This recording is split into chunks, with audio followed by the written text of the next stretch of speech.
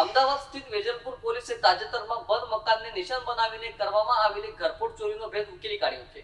પોલીસે મથામણ કરી ચોરીમાં ગયેલો મુદ્દામાલ પુનઃપ્રાપ્ત કર્યો હતો. મળતી માહિતી મુજબ ચોર ટોળકીને વેજલપુર વિસ્તારમાં આવેલા એક બંધ મકાનને નિશાન બનાવી ચોરીની ઘટનાને અંજામ આપ્યો હતો. મકાન માલિક બહારગામ ગયેલા હોવાનો લાભ ઉઠાવી આરોપીઓએ ઘરમાં પ્રવેશ કરીને દાગીના, રોકડ રકમ સહિતનો કિંમતી સામાન ચોરી લીધો હતો.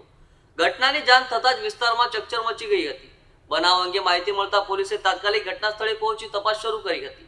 પોલીસે આસપાસના વિસ્તારોના સીસીટીવી ફૂટેજ ચેક કર્યા હતા તેમજ ટેકનિકલ સર્વેલન્સ અને ગુપ્ત માહિતીના આધારે આરોપીઓ સુધી પહોંચવામાં સફળતા મેળવી હતી. પોલીસે કાર્યવાહી દરમિયાન ચોરી ગયેલા સોના ચાંદીના દાગીના, રોકડ રકમ અને અન્ય કિંમતી વસ્તુઓનો જથ્થો જપ્ત કર્યો છે.